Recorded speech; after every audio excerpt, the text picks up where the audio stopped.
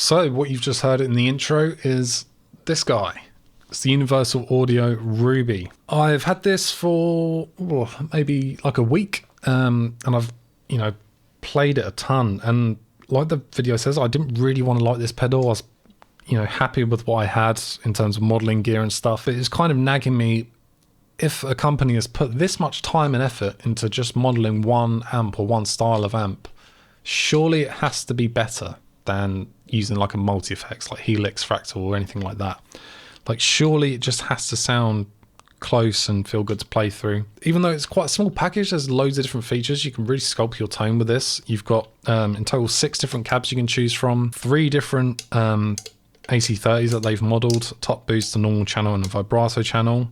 On that channel you do get a vibrato, which sounds great. Pretty limited on the EQ controls, but that's exactly like an AC30. You don't have much control over it. Sometimes it is just a cut. It has a boost, which changes depending on what channel you're on, which I'll get into in the sound examples. There is a lot to go through on this pedal, so it will be quite a lengthy video, but there will be timestamps below where you can just skip to what part that you're after. Aside from the intro track that you heard at the beginning, I will not be using any type of EQ, reverb, compression. This is just the sound of the pedal going straight into my audio interface. The only thing that the intro had was a slight bit of reverb. That's it. Cool. So let's start off by going through all the channels. We're going to leave it on the silver speaker for the soft. That's what it comes with. And we'll start on the Brilliant channel and we'll just play around with some controls, get some usable sounds and sort of experiment with the volume input or the gain. Here we go.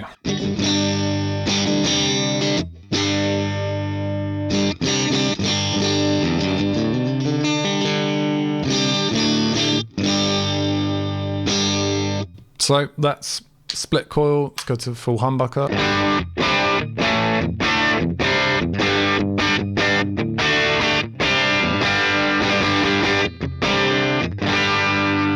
Pushes it a little bit more. We can get a decent clean tone out of this. Go back to split coil thing.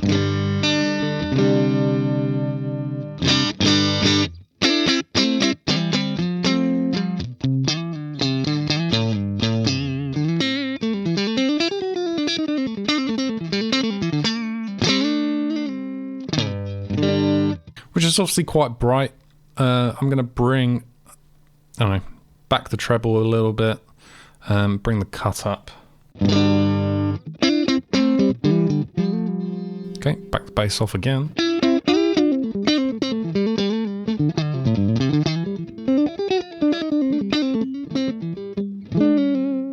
So one thing to note on the Brilliant channel, that's the only one where the actual the bass and treble controls actually do anything. So, and they are inverted. You turn the bass up, turn the bass knob up, you're decreasing the bass. Same with the treble. So, leaving them at here are those at noon.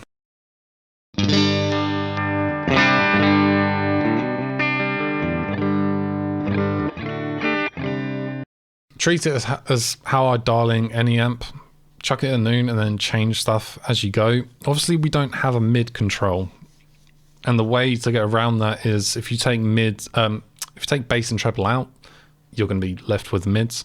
So if I turn bass and treble off a little bit more, mid forward, and then you can sort of dial them into taste. I could have a really bassy tone. I don't know if I want to do something jazzy. Turn that cut up a bit more.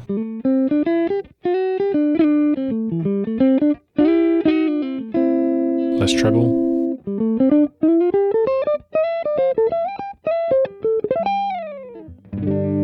We go completely opposite way. I don't know, so if I want to get something a bit more country.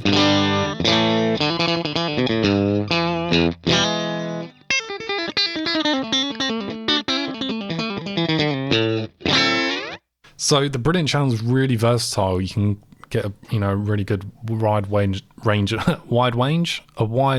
tones. Right, let's crank up the gain a bit.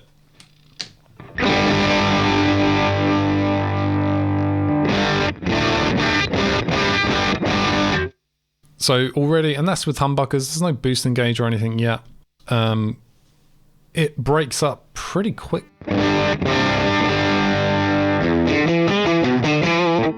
What the Brilliant channel does, it does add an extra preamp tube in, I believe, so you are gonna get more distortion and stuff out of it.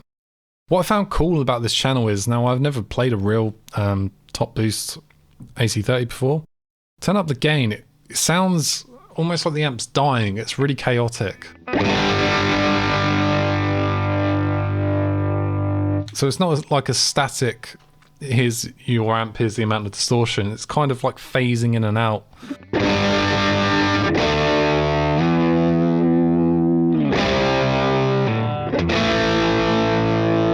And you'll hear it more if I dime the gain.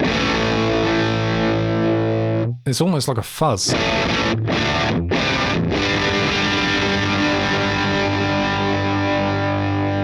And if you let a chord ring out, you can really hear that.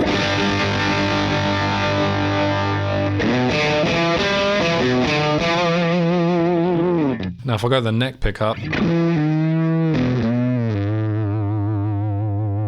know, it really sounds like a fuzz.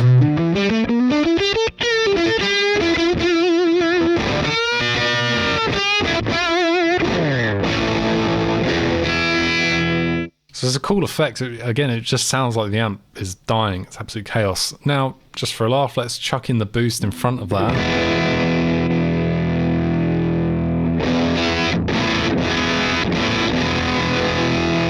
All the way up.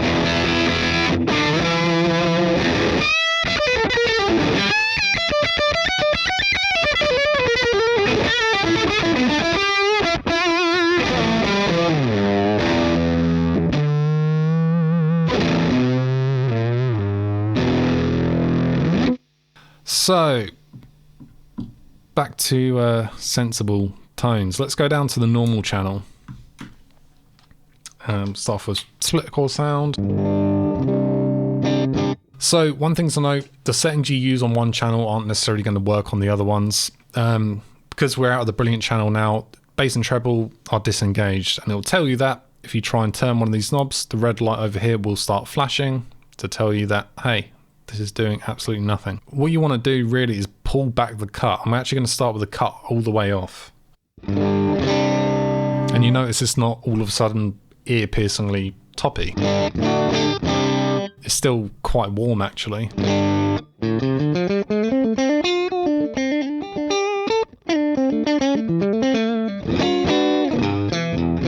There's a very warm channel.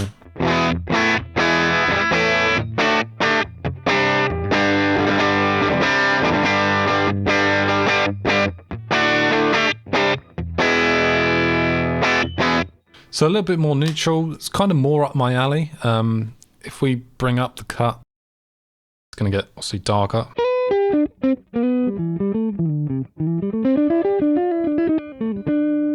Single coil.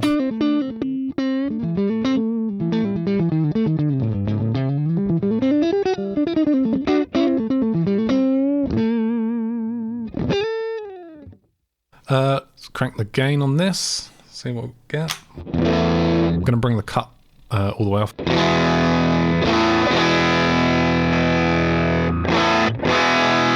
So it's really responsive to your input from the guitar. So for me just going from a split coil,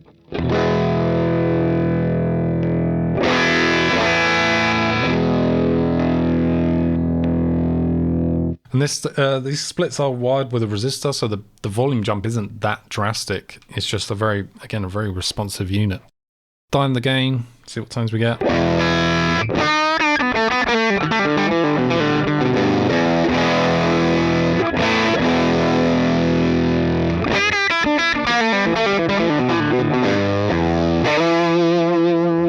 Again, it's got that sort of crazy thing when you start diming up the gain, it does sort of sound a bit chaotic.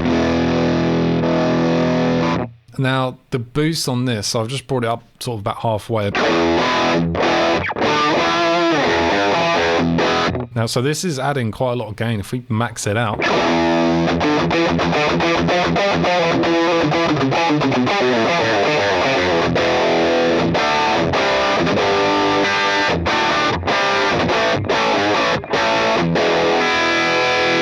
tons of gain on tap. Let's bring the boost back halfway. Let's bring the volume back at a reasonable level.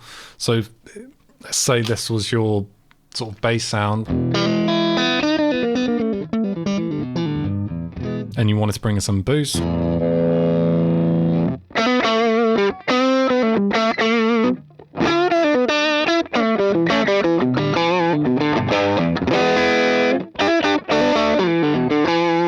All the way up.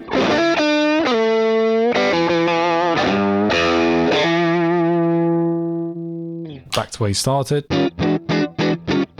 You are quite limited to whatever channel you're using. You get one specific boost circuit in there, and all, you know, I believe all it's doing is adjusting the level and gain structure of that boost. You can't go in and, you know, adjust the EQ, but it sounds pretty good to me. Okay, so final channel, the vibrato channel.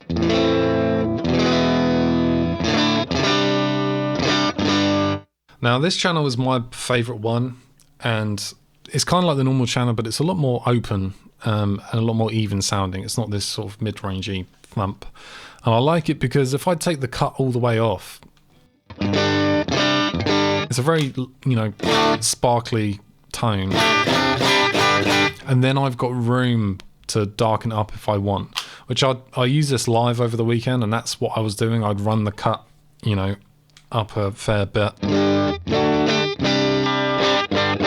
Right now it'll sound quite dark, but going live through a PA, when it gets turned up, the treble is just going to be a bit too much.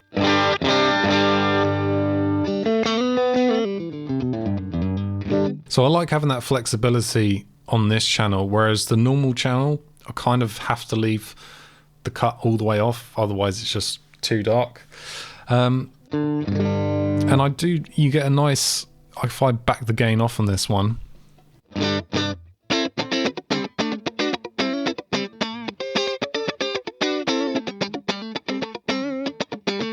so I could go dead clean. I'm going to run the cut quite high.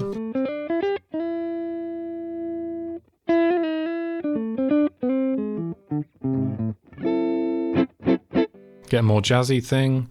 If we crank the gain.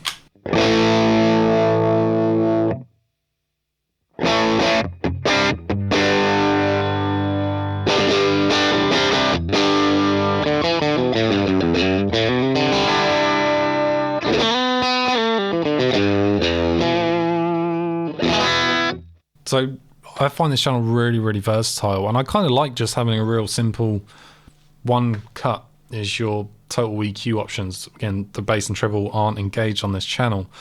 So it's quite nice that I can make really quick moves live. If I find that my tone is just too bright, I can just dial up the cut a little bit, or vice versa. Boost on this channel.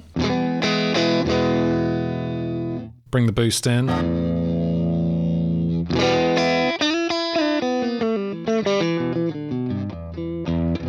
Not doing a whole lot, it's kind of just exciting everything.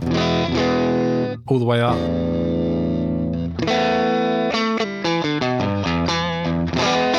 So it's a real subtle thing, and that's kind of, you know, with all of these, the boost settings, they're not crazy. It's not like chucking a metal zone in front of it.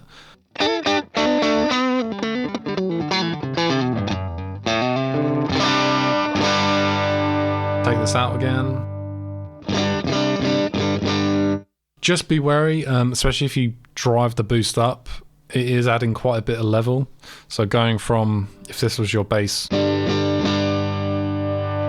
bringing this in, it is a fair bit louder, which can be a positive or negative for people. For me, I like having, everything wants to be sort of roughly the same level. I don't want this sudden jump in volume. While we're on the vibrato channel, let's actually check out the vibrato setting. So that's the lowest intensity you get.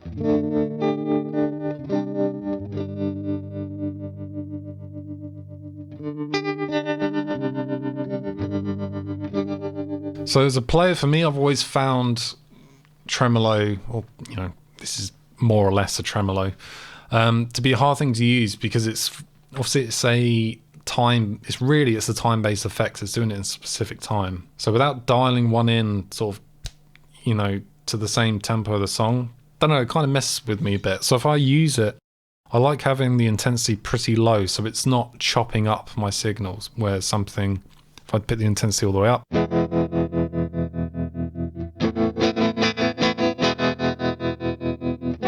it's a cool sound, but I would struggle to actually use that. So if I'm going to use it, I'll turn the intensity way off so it is more like a vibrato.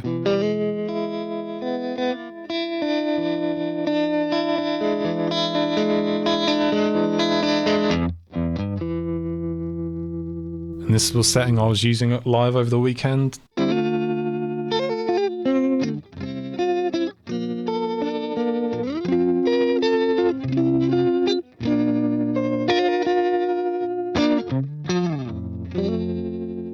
You know, it's a really nice feature to have, and again, that's really why I like using the vibrato channel. It also turned out to be my favourite, just bass sound. And lastly, while we're on here, we'll check out this room feature.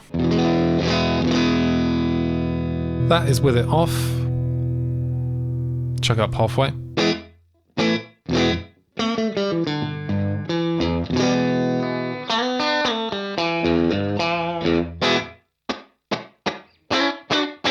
Put it all the way up.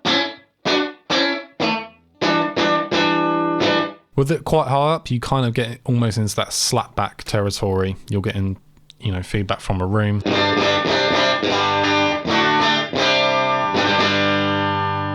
For me personally, I can live without it. I'm not really a fan of the room sound. One, because I can't dial in the EQ in it. I do find it a bit too bright. It's quite a bright room they've recorded it in.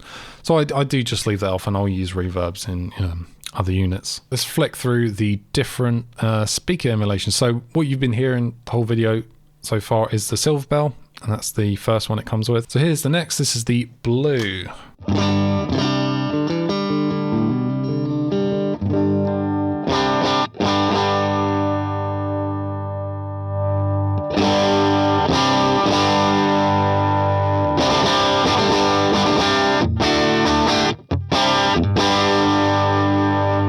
Now, like with any IRs or speaker simulation, you're really going to hear the difference more if there's a bit of drive in your signal. Then the cabinet starts really playing a really big part. Let's move on to the green.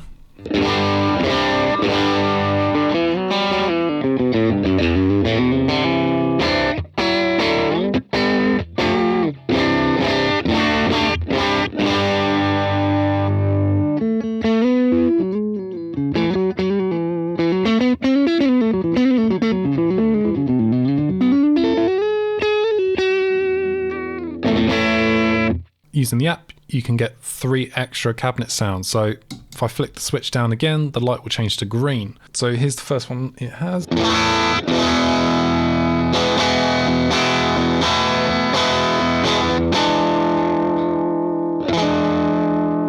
Not a massive fan of this one. It's really got a lot of high-end sort of pokey detail in it.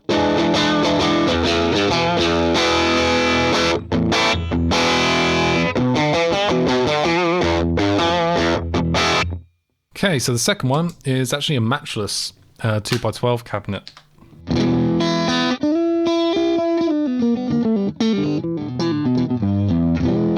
It's definitely one of my favourite ones. It's just, I don't know, I feel like it's more modern and neutral sounding. I'm not a massive fan of cabinets or IRs that have a really big impact on the sound, like it has a really specific thing. I kind of like more neutral sounding stuff.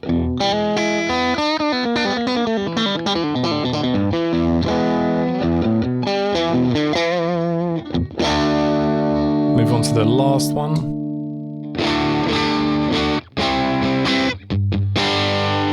And this is actually a 2-Rock 2x12. They describe it as like a more narrower sound, which I agree with. It's a lot more focused in the mid area.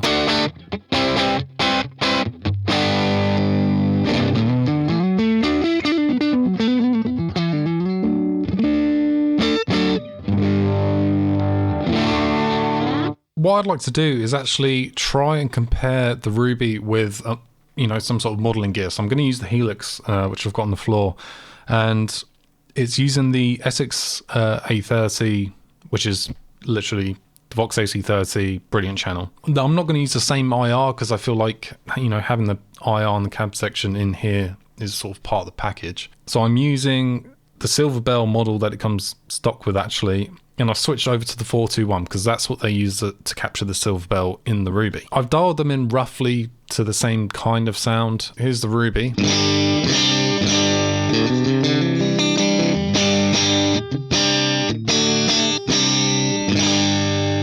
Helix.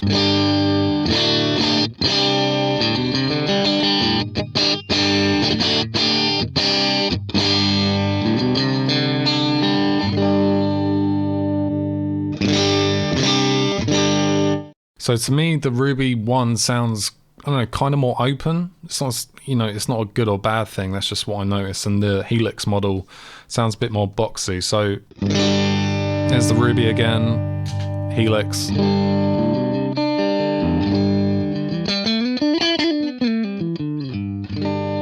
So it's got kind of more of a mid-range thing, the Helix does.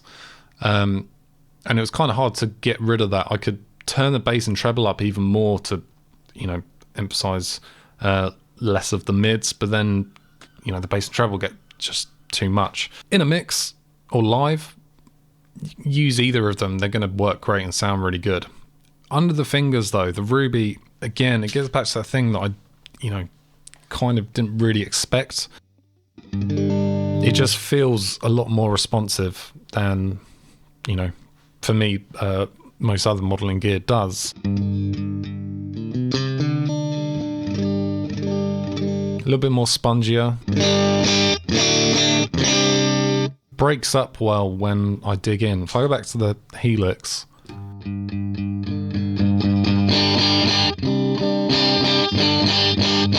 I don't know, it's just kind of more flat.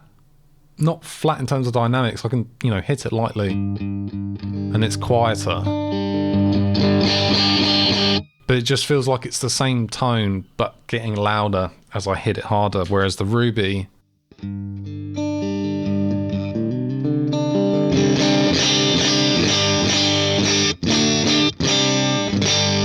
it just feels better to play. Let's have a look at some pros and cons of this. So, pros. To me, it's the best sounding Vox recreation that I've ever heard. It feels so great to play. I can't stress it enough. It's so responsive to your playing, and it's got this beautiful sort of spongy, I hate to use the word tubey, sort of warmth when you dig in. It just responds great to your playing and your dynamics. Something that I haven't really experienced with any sort of modeling gear before. I love how simple the controls are, especially, you know, I was using the vibrato channel mainly. That's what I was using live. And you just got a cut control, and it's, you know, you can just set how bright you want your tone to be. And then just, you know, gain exactly where you want it. There's not tons of gain on taps. It's not have to find a right exact sweet spot. Kind of got a nice, you know, a good range of tones that you can get just from that knob. The vibrato is great. I really like the vibrato circo on it. You can kind of get it, obviously it's a tremolo, but if you turn the intensity all the way off, it's more of like a warble effect. And I had great use of it over the weekend. It sounded really, really good. I didn't realize before getting this how customizable this would be. So you can actually program these switches to do anything you want. I had it, so one would turn off the vibrato and one would recall a preset.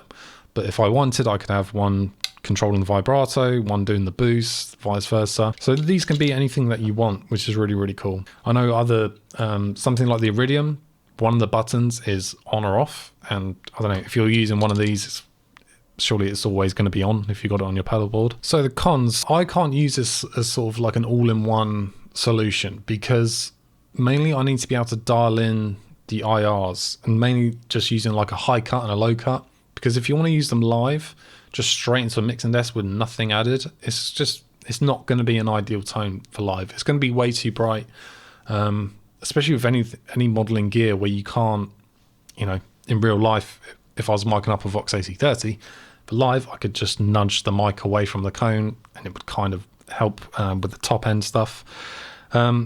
Whereas this kind of need a slap and EQ on the end of it. So, I mean, it would have been nice to be able to sort of have some functionality over the IRs and stuff. Connectivity. There is no MIDI with this. Kind of would have, you know, sort of expected to have MIDI with a pedal like this. It would have been nice. However, you can get away with just having sort of dialing up these switches to do whatever you want. There's not tons of features on the pedal where you would really need that much MIDI flexibility, but it would have been a nice feature. I mentioned earlier while I was on the vibrato setting, I understand that this is meant to be an authentic, you know, as close to a Vox 8030 as they could, but I don't understand why on the Brilliant and normal channels, why you couldn't just add in the vibrato as just an extra feature on those channels. You have, you know, the knobs are here, they're not doing anything else when you're on those channels. Could you not have just added the vibrato section as an added bonus on top? Even though that's not exactly what you get from one of those amps, it's just, you know, if you're going to have it, it would be a nice feature to have. The room, again, I just wish it was something you could just, I get what it's there for. Not a fan of how it sounds. It's too toppy. Yeah, not something that I like. Now, I have waffled on for long enough in this video. Before I started shooting, I didn't realize how many different things I wanted to cover. And I've got a lot to say about this thing because I was looking it up for quite a while and just finally pulled the plug on it because it did a lot of stuff that I like. The main takeaway from this is this thing is amazing. And like the title says, I didn't really want to like this pedal. I just wanted to be like, okay, I'm happy with my modeling gear. But then I played through this, and even though it might not have the tones and stuff aren't exactly what I'm looking for, just the experience of playing through it is, again, I haven't used anything modeling wise that gets me that close to playing through a real amp as this. Is kind of crazy. Now, with all that said, I've left links and stuff in the description where you can buy this, where you can check out my other stuff, my other socials. If you enjoyed the video, if it's helped you out, I know it's been quite a lengthy one, but I felt there was quite a lot of stuff to dive into in this. I'll make some shorts where you can just, you know, skip to the really important parts. But if you'd like to support me, just subscribe to my channel, like the video, really helps me out, doesn't cost you anything. And yeah, guys, I'll see you in the next one. Thank you for watching.